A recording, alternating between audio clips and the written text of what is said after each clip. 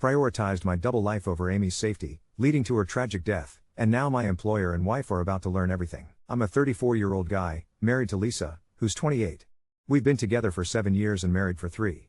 About a year ago, everything changed for me. Unexpectedly, I fell in love with Amy, who's 24. It's not something I'm proud of, it's not what Lisa deserves. But with Amy, it just felt real. Different, like I'd finally found the person I was meant to be with, even if the timing was all wrong.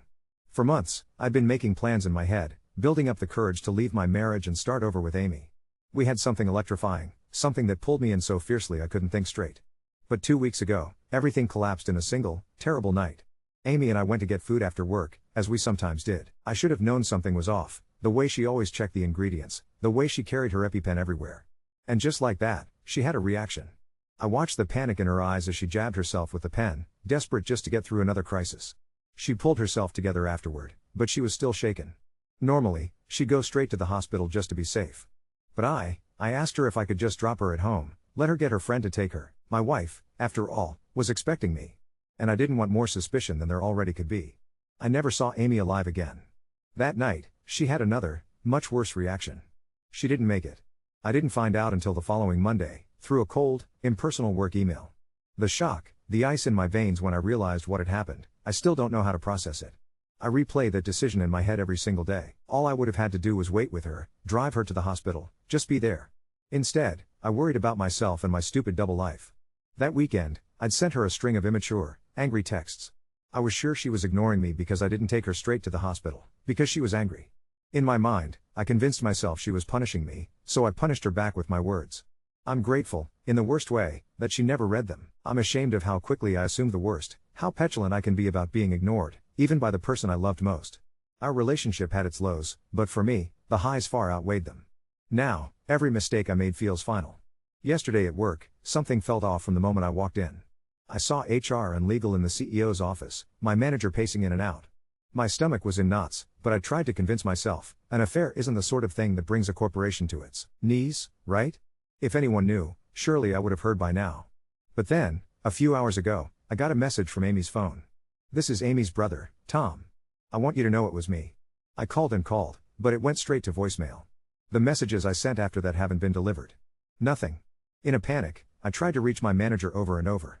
Eventually, he replied, "Please don't contact me until Monday morning. I can't discuss anything with you right now." The weight of the silence crushed me. I don't have to be a genius to put it together. What's coming for me? I'm almost certain now, on Monday, my entire world will explode.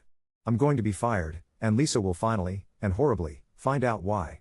I keep hoping, with this fragile desperation, that maybe Amy's brother only showed them the messages from that weekend, the ones that make me look like a cruel child, but maybe not worse. Still, that would be more than enough. I realize I have no one, no family except Lisa and my daughter. Every friend I have is either through Lisa or my job. When Monday comes, everything I've built over the last decade just vanishes. I can't stop any of it. I can't confide in anyone. My chest actually aches with the pain and the guilt and the dread. Maybe I deserve whatever is coming, maybe worse, but right now I just can't hold it all in anymore. Update 1. I am suffering in the aftermath of my own infidelity and unprofessional behavior, just as I knew I would. The consequences are mine to bear, and I take full accountability for everything that's happened. On Monday, I was suspended from work. Honestly, I figured they would let me hang around longer and save some money while HR went through their process, but Amy's brother basically handed them the whole investigation on a silver platter. After an excruciating 3-hour meeting where every detail was dredged up, I found myself face to face with the company's founder. He suggested I contact the solicitor I'm now using. I know the company must come down hard on me to protect themselves. Even though Amy's family probably doesn't have much of a legal claim, the optics of any possible cover-up would destroy the company's reputation. The founder still seems to think that my offer to pay back the money will keep things out of court. There's more information that's come to light, so prosecution isn't off the table yet, but I'm quietly holding out hope. That said, I can't afford to keep the solicitor much longer, especially since divorce is looming over me. Things with my wife have deteriorated completely. I remain committed to making things as easy as I can for her, but when it comes to my daughter, I had to put my foot down. When I returned after being unceremoniously walked out of my office, my wife already had a bag packed for me. She wouldn't let me wait at home until my daughter returned, wouldn't let me check if I had everything I needed, and wouldn't let me take the car. She didn't care that I had nowhere to go. I ended up spending 2 nights in a hotel, but when she refused to let me see my little girl, I went back home. She tried to keep me out, but the house is jointly owned and I truly had no place else to go. She has family she could stay with, but she refuses to leave our daughter behind and she absolutely won't take her, so we're stuck at a stalemate now. I keep out of her way as much as possible. Admittedly, the bare minimum. The Amy situation, though, is even more tangled and difficult to talk about, and much of it hasn't even sunk in yet. It turns out she never loved me, not the way I loved her, if at all. Amy's brother sent me screenshots of her private messages with friends, and seeing them felt like a punch to the gut. It's hard to believe the words came from someone I thought cared for me, but it's all real. For all those who painted me as a predatory abuser, the reality is even more humiliating. Amy and her friends enjoyed laughing about how she manipulated me for money and a promotion. She landed a big pay rise with the new role, and apparently her plan was to treat the money like free cash, then move on to work with a friend once things inevitably fell apart. She knew whenever she messed up, I'd swoop in to protect her, and she was right. I am completely humiliated. I was ready to give up everything to build a life with her, and all the while, I was being treated like a joke. My feelings are all over the place. Please don't expect further details on this, but after reading those messages, I no longer feel guilty over her death.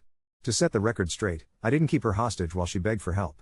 What happened was I asked if her friend could take her to the hospital because I had to head home. She agreed, saying she needed to collect some clothes from her friend anyway. I dropped her off as usual. Amy was an adult who understood her own medical needs. I still don't know what happened after I said goodbye, but whatever it wasn't because of me. I am sorry for her family's loss, but I bear no responsibility for what happened. When Amy's messages to her friends got circulated, a handful of people quietly reached out with kind words. I expected everyone would abandon me, write me off as a predator and an abuser. Now that people see Amy for who she was, I'm just the fool who got used, and lost it all. It's beyond humiliating, but I've learned that being pitied is preferable to being despised, and it does help my legal situation with work. These are small mercies, but they're better than nothing. Regret fills me every day, and by the time I get through this I will have learned some hard lessons. I may have been manipulated, but I am a grown man and absolutely responsible for every single decision I made. Update 2. I only joined the company a short while before all the chaos began, and although I hadn't set up my own account on any forums at the time, the infamous post spread through the office like wildfire. Suddenly, things that never made sense at work started clicking together, almost like turning on the lights in a room full of secrets. Everyone in my department was glued to the evolving story. What should have just been one weird thread ended up setting off a domino effect that changed the company forever. After that post circulated, it sparked such turmoil that an entire division, including myself, ended up quitting. No one saw it coming. I still stumble on references to the whole ordeal, the wild Reddit story read aloud on TikTok, strangers in the comments piecing together fragments of drama from this one company they'd never heard of. It never ceases to amaze me how deep a single post can cut, or how far its ripples can travel. Tonight, as I sip my wine, I decided to finally spill everything. The company let me walk right out the door without bothering to update my confidentiality agreement, just one more careless move in a long chain of disasters. So, with nothing left to lose, I'm here, recounting every wild twist and jaw-dropping revelation of what happened in those chaotic weeks. Before I go further, I need to clarify one detail, something that never made it into those viral posts. The person who set this all off, the original poster, has a brain injury he never disclosed. I'm not here to make excuses for what he did, and I genuinely don't believe it forgives any of his actions, but it would be disingenuous to pretend it wasn't relevant. He managed to live on his own, but from everything I saw, his brother had to step in and help a lot, especially when things spiraled out of control. I don't know if that changes how people see what happened. All I can do is lay out the facts as I live them, messy, dramatic, and entirely unforgettable. Update 3. I thought the worst thing I'd ever feel was the moment I learned Amy was gone. I was wrong. There's a different kind of cold that settles in when the truth crawls out of a place you didn't know existed and starts rearranging what you thought you knew. That's what this week has been, watching my certainties peel back, one after another, until I couldn't tell if I was being vindicated or buried. Tom finally met me. He picked the sort of coffee shop you choose when you want a crowd around in case things turn ugly. He didn't threaten me. He didn't even raise his voice. He slid his phone across the table and said, "You should see everything before you walk into whatever they're building for you on Monday." The "it was me" text wasn't a confession to anything criminal. He was the one who took Amy's iCloud backups, pulled our messages, and sent them to my wife and to the company. He did it to hurt me because he didn't know what else to do with his rage. It was vindictive and small and, in his words, the only power he had left. But that wasn't the part that emptied my lungs. He had the location history from the night she died. When I dropped Amy, she didn't go to her friends. She ordered a car to the founder's apartment. The device logs show it connected to his Wi-Fi by name. There's a timestamp sequence of pings that paints the whole, horrible outline. She was there for less than an hour, long enough to send a voice note to one of her friends. Tom played it for me and I nearly put my fist through the table. Her voice is thin and trembly, that wobble she got after a reaction. He says I'm fine and not to make it a thing. I'm just going to sleep it off and go in tomorrow like nothing happened. She laughs in that way she did when she knew she was getting away with something and the sound turned my stomach. After that, her phone leaves the building, idles 10 minutes outside, then heads to the block where her friend lives. CCTV from the entrance. Tom had pulled it through a friend, shows her sitting down in the lobby at 1:13 a.m., leaning her head back and closing her eyes. An ambulance arrived after 3 a.m. She never woke up. I don't know which part I'm supposed to process first, that she was seeing the founder too, that I delivered her like an idiot to a second life I didn't know about, or that a man with more money and more lawyers than I could imagine told her to sleep it off and sent her out into the night. I have replayed every conversation I had with that man, including the paternal concern when he told me to hire a solicitor, and now I can taste the shape of a trap I didn't know I was walking into. Tom said he had tried to go to the police with it, but there's no crime in being useless. There might be something in the inquest, though, and he's already sent everything to the coroner. Back at work, the tone changed the second I raised any of this. My solicitor sent a letter laying out the location data, the voice note, and the ludicrous optics of pinning the whole thing on a mid-level manager who fast-tracked a promotion when the founder was entertaining the same woman in his flat, after hours while she was mid-reaction. Within a day, the company that had been so eager to make an example of me suddenly wanted to talk. The draft settlement they slid across the table was a masterpiece of euphemism, procedural irregularities, non-compliant advancement, undisclosed personal relationship, and a number big enough to suggest panic. They also attached a mutual non-disparagement clause in an attempt to retroactively hustle me under the old confidentiality umbrella they conveniently forgot to renew when I walked out with my box. My solicitor laughed out loud, then told me not to. Saying no was easier than I thought. I don't know if that's stupidity, pride, or the part of me that can't bear to hand them my spine along with everything else. I sent the packet I'd already pulled together to the regulator and to a journalist who had been sniffing around my LinkedIn inbox for a week. I included the emails showing the founder's Friday night suggestions about who ought to be in which role, the signed-off budgets pushed through on a Sunday from his private account, and the message where he told me to keep her close and out of sight. I used to read that as guard dog loyalty. Now it's something else entirely. At home, the ground is moving under my feet at the same time. Lisa filed for an occupation order. I moved out yesterday with a suitcase and 2 boxes of the kind of things that always look smaller than the life they held. When I hugged my daughter goodbye, she smelled like crayons and strawberry yogurt. She asked if I was going on a work trip. I couldn't lie fast enough, and she saw more than I wanted her to. If there is a blessing in being publicly humiliated, it's that there's no facade left to maintain. I can show up as the man who broke everything and still loves his child, and maybe that counts for something when this mess gets turned into court filings. There is going to be an inquest. A coroner's officer called me this morning, matter of fact and kind, and told me I'll be called to give evidence. I'll be asked about my decision to drop Amy, about our relationship, about workplace pressure, about everything I'd hoped would stay in the seams. Tom will be there. The founder will have to stand in a room where he can't buy the silence and answer why a young woman mid-reaction was in his apartment being told to sleep it off. Whatever pattern gets drawn around us in that room won't be one I can control. I don't know what happens next with work. The people who quit after the post went viral are setting up a new thing together. They've asked me to join, which is either forgiveness or stupidity. I told them I can't commit until the dust settles, and they said that's fine. I know how quickly people change their minds when lawyers get involved, but it felt like standing near a door that wasn't completely closed. Tonight I'm in a short-let flat that smells like old cooking oil and lemon cleaner. My phone won't stop vibrating. Half of it is noise. The other half is people who used to ignore me suddenly remembering my number. In the middle of it, a new message from a number I didn't recognize. You don't know me. Amy wasn't the only one he told to sleep it off. Check the date on your founder's calendar the night of the Christmas party. There's a photo attached, cropped, grainy, but unmistakable. The same living room I saw in Tom's logs, a different woman on the sofa, white-wrapped EpiPen on the coffee table like a prop in a play. My hands shook so hard I hit save instead of reply. I used to think my punishment would be losing everything I wanted. Now I think it might be surviving long enough to watch the truth do what it always does, burn through the neat narratives until all that's left is what actually happened. If that means I sit in a witness box and answer for my part while men with better suits answer for theirs, so be it. I have been so many versions of wrong. Maybe this is the first thing that feels, in its ugly way, right. Update 4. By Tuesday morning, the founder's face was on 3 different news sites with 3 different versions of the same line, stepping back to focus on personal matters, and my phone finally went quiet enough to hear my own breathing again. It didn't last.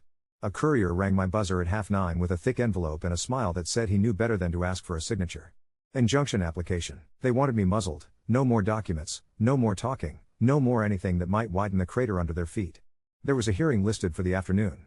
My solicitor told me to wear something that wouldn't look like defiance. Court smells faintly of dust and old paper and coffee that's been sitting too long. The founder was there with a KC and the sort of legal team that looks like it arrives in its own van. He didn't look in my direction, which somehow felt worse than if he'd tried to stare me down. Their argument was polished within an inch of its life: private life, reputational harm, confidential company information. Our argument was messier and, thank God, enough: public interest, workplace power dynamics, a dead woman who was told to sleep it off. The judge watched us like he'd seen 100 variations of the same play and still couldn't decide if any of the actors deserved applause. He carved the application in half. I'm not to publish identities of people who aren't already in the public domain, no intimate details, no speculation dressed up as fact. But the core, what I've already handed to the coroner and the regulator, the voice note, the location data, the Christmas party lead, stays in the sunlight.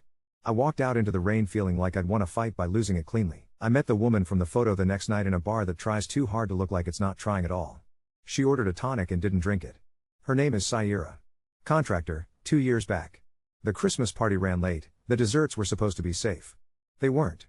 She felt the itch, the stupid telltale tickle on the roof of her mouth, the tightening in her throat. Someone found her EpiPen in her bag, she used it. She says she argued to call 999 and got talked out of it by a man who made everything sound like a policy he was protecting her from. He told me ambulances were rammed that night and it would be hours, she said, rolling the straw between her fingers without noticing she'd snapped it. He said he had antihistamines at his place and a quiet room away from the office idiots with cameras. She laughed and it broke off halfway.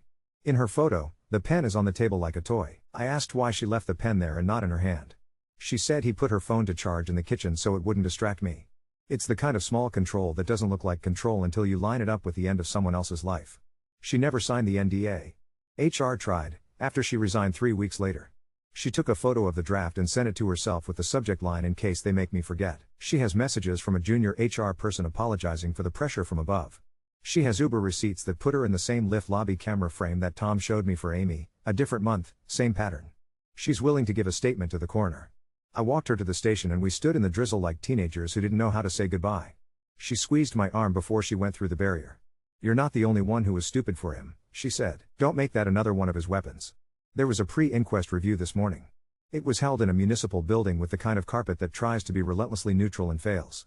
The coroner was brisk and clear, which is more mercy than I deserved. Counsel for the founder attempted to argue the narrowest possible scope, personal choices, private rendezvous, nothing to do with work, and the coroner's head tilted in that small way people do when they've found an interesting thread. He wants disclosure of building entry logs, Wi-Fi connection records, the founder's device metadata for the relevant windows, and all email and messaging between the founder, HR and anyone involved in Amy's promotion and performance over the prior 6 months. He asked if there were other similar incidents. My solicitor coughed at exactly the moment he knew would make me look at the floor, and then he spoke, calmly, about Saira. The coroner wrote down her name. There will be a second review once everything is disclosed. He said the phrase "systems learning twice and prevention of future deaths once," and I watched the KC's pen pause for a heartbeat the way a person's does when their world shifts a degree to the left. The board, in its infinite wisdom, put out a statement at lunchtime about a culture of care and committed to a comprehensive independent review. The journalist I'd sent the packet to called me and didn't bother pretending she wasn't delighted and horrified in equal measure. She had another woman, not Saira and not Amy, who'd sent her a series of messages from the founder on a night that matched a calendar hint in my cache of emails. "He has a script," she said. "You can hear him in their words. Her piece is going out on Sunday. Their lawyers have sent her 5 letters in 2 days." She invited me to comment. I told her I'm already in deeper water than I know how to swim in and that I'll answer questions at the inquest, where it counts. She said that was boring and probably smart. At home, or whatever counts as that, I've moved again. The shortlet started to feel like a place where you go to wait for news you can't control. A friend with a spare room handed me a key and said nothing while I carried the boxes up 3 flights and pretended the act of climbing was the hard part. Lisa and I have an interim arrangement now. Contact in a community center with murals of smiling animals and chairs that stack in satisfying thuds. My daughter ran into me like she always used to, then stopped herself as if she remembered a rule mid-hug. We colored a frog together. She told me the frog needed a house, so I drew one badly. She told me that's not what houses look like and then drew 2 more next to it without comment. When it was time to go, she slipped the green pencil into my pocket like a secret. I don't know if she meant to. I kept it. Late afternoon brought a message from a number I didn't know that turned into a voice I recognized. The founder. He didn't use my name. "You've made your point," he said. "The company will survive this. You won't. Take the settlement while it's still generous." There was a clink of glass in the background and a far-off laugh that sounded rehearsed. I saved it and sent it to my solicitor, who responded with a single line, "Say nothing back, we'll disclose it." Tom has been quieter, which I'm learning is his way of being kind. He forwarded me an email from the coroner's officer confirming receipt of Saira's initial statement and asked me if I wanted him to keep looking through Amy's backups for anything that might hurt me before it hurts me in public. I told him yes and felt sick when I wrote it. He sent me one thing, a draft email Amy never sent to herself with notes for a conversation she was going to have with me about boundaries at work and keeping options open. There's a line where she wrote, "He thinks he's saving me." Underneath, in a different font where she'd pasted something in from somewhere else, it says, "Let him." I don't know what I'm supposed to do with that except put it next to all the other jagged pieces and try not to bleed when I move. By evening, a board member I barely know asked to meet somewhere discreet. He's younger than the rest and has the manic calm of a man who has decided he can outrun a fire by describing it differently. He didn't defend the founder. He didn't ask me to retract anything. He asked me, very earnestly, to consider the livelihoods on the line and whether there was a way to contain the institutional damage. I told him the damage happened in a living room with a gray sofa and a cheap diffuser trying to bully the air into smelling expensive. He folded then, slumped back and stared at the ceiling. They've booked a crisis firm for Monday, he said. They think paying the right people will change the angle of the photographs. When the bill comes due, he will claim he tried. I don't know if this is the part of the story where the hero begins to rebuild because I've never been the hero in this. Isn't that kind of story? I know the date for the inquest is set, and my name will be called in a room where the point is not to win but to tell, cleanly. I know there are more women than I thought, fewer than there could have been, and that each of them makes my own delusions look smaller and meaner. I know I am both useful and used, still. I know the green pencil is on the table beside me, next to a stack of legal letters that have all the same nouns and none of the same weight. An hour ago, a constable rang to say they've received a referral from the coroner and are conducting scoping inquiries into whether any criminal offenses may have been committed in relation to the management of a medical emergency. He was very careful with his words. He asked if I would be willing to provide my devices for imaging and to attend a voluntary interview in due course. I said yes. It was the easiest answer I've given in months. I used to think the worst thing that could happen to me had already happened. Tonight I think the worst thing is something smaller and harder, to be forced to see everything the right size and then live with it. If that's the cost of telling the truth all the way to the end, I can pay it. I can turn up. I can sit down, swear in, and say it plainly. Update 5. I thought I'd be sick in the lift on the way up to the interview, but when the tape clicked on I found I could breathe. The caution is calmer than it sounds written down. You don't have to say anything. It may harm your defense if you do not mention, when questioned, something you later rely on. Anything you do say may be given in evidence. I said yes to the recording. I said my name. I said what I did and what I didn't, where I was and why I left, what I thought I knew and what I now know. They took my phone and my laptop and gave them back with clone reports in plastic wallets that felt heavier than the devices themselves. The officer with the careful voice asked the same question 3 different ways and thanked me each time I answered. When we finished, he switched the machine off and told me, quietly, that he had a niece my daughter's age. It wasn't sympathy, it was a type of measurement. I stepped out into a Sunday that looked like it belonged to someone else. The article landed while I was buying milk I didn't need. Sayura's story was there, and another woman's, and a third who didn't want her name used but let the journalist publish the messages. A sequence of reassurance dressed as authority. The screenshots have the founder's fingerprints without ever showing his hands. Ambulances are stacked. Antihistamines will do the same job. It's not good optics to have flashing lights outside. You're okay. Don't make this bigger than it needs to be. Reading the words in other people's mouths made my skin feel wrong. The piece had the Wi-Fi timestamps, the Uber receipts, a still from the building's camera crop to protect faces but not the truth. There was a line from a paramedic about biphasic anaphylaxis and the absolute guidance to call 999 after using an EpiPen. After that, the company's statement sounded like a voicemail from a number you've already blocked. By evening, the police were at his flat. No sirens, just 2 cars that hung back and a third with people who lifted boxes with the practiced gentleness of men who know they are carrying someone else's story. I watched it on my phone like everyone else. He has a second entrance I didn't know about. He has a doorman who keeps his eyes down. Tom texted me a screenshot of a number he didn't recognize before he answered it. An Uber driver, the one who took Amy from the founder's building to her friends that night. He'd seen the article and couldn't sit with it. He remembered her. A little one, hair back, breathing like she'd run. He asked her if she wanted him to go to A&E instead. He had a cousin with a nut allergy, he knows the drill. She'd told him her boss said she was fine and she didn't want to make a thing. He called 111 from the driver's phone while they were idling at the lights near the river. He put it on speaker and handed it back to her. The call record is still in his phone log. She told the operator she'd used her EpiPen. The operator told her she should be seen. She said her friend would take her in the morning if she still felt weird. The operator told her not to sleep. The transcript is bland and terrible. He's given a statement. When Tom sent me the audio clip of the 111 call, I had to sit on the floor. It took me a minute to realize my hands were shaking because they were trying to find something to hold that wasn't there. The regulator wrote to me on headed paper that smelled like a filing cabinet. Sections, subsections, the request for disclosure of the emails I'd already sent the journalist. They want interviews with the board. They want the minutes for the meeting where Amy's promotion was nodded through on a Sunday with a 1-line email from a private account. It occurred to me, ridiculously, bleakly, that I used to be proud of emails like that because they made me feel inserted into the story. The company tried to insert me back in another way. Someone fed a tranche of my worst texts to a friendly columnist with a taste for moral geometry. They landed mid-afternoon with the heat of a slap. I knew they were coming the second my name made it into a headline without a prefix. There's no defense for the things you say when you think you're in private and powerful. I didn't try to build one. I put my phone face down and went to see my daughter with the green pencil in my pocket like a talisman that can't do anything. She made a house again without correcting mine. When she left for the other room with Lisa, she looked back once and then twice, then didn't a third time. I stood there with the pencil and felt like a man surviving on found oxygen.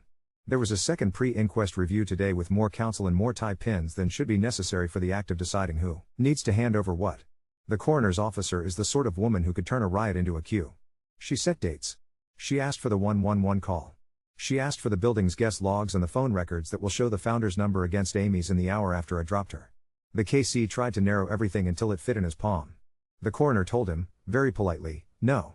He said he wanted to understand what happens when someone in a position of authority talks a person in medical distress away from the one action that might save her life. He said he wanted to know whether that authority was official or only assumed and whether the difference mattered. On the way out of that municipal room with its too clean carpet, I ended up alongside Amy's mother by accident or design. She looks like someone who used to laugh loudly and has forgotten how. Her bag was too big for her. She looked at me and then at the ground. I said I was sorry. She said nothing for so long I thought she was going to walk away. Then she said, I don't want you near my grief, and then, softer, but I want you to tell it right. I said I would. She nodded once, a movement so small I could have imagined it if the coroner's officer hadn't appeared with a hand on her elbow and eyes that took everything in at once. Late afternoon, the board's younger member sent me a forwarded invite that wasn't meant for me, the crisis firm's deck for the all-hands-on Wednesday. There are slides about values with stock photography that looks allergic to human skin. There is a page called Reset and another called Listening Sessions. There is nothing about the fact that at least 2 women were told to treat a potentially fatal reaction like a PR problem. There is a split-second, petty, unhelpful part of me that wants to print the deck out and set it on fire in the car park. The founder sent me another message that started with my name and ended with a threat wrapped in advice. He spelled discreet the same way the board member did, which is either a coincidence or a symptom of proximity. You're going to make yourself unemployable, he said. There are ways back if you stop here. I saved it. I looked up the number. It's registered to a phone he once pretended he didn't have in a meeting where he told me to stay off WhatsApp. The trace is clean enough to pass as hygiene. At 7, a woman I didn't know turned up at the community center with a child the same age as my daughter and a file of printouts with a paperclip that had lost its spring. She handed the file to the coroner's officer's assistant and said she'd be willing to make a statement. She told me, while her son drew a dinosaur with the wrong number of legs, that she had quit in March after being asked to sign something that didn't include any numbers but did include a promise to be positive about leadership. She wasn't at any party. She never went to the flat. But she sat in a meeting where someone read out a line about minimizing ambulance presence in public-facing spaces and she wrote it down and kept the notebook because sometimes you do that and don't know why. By the time I got back to my friend's flat, there was rain on the windows and neat polite lines and a voicemail from the officer with the careful voice asking me to confirm a date for them to image my work account from the company servers. The company will have to let them in now. The judge said sunlight and for once the weather is trying to cooperate.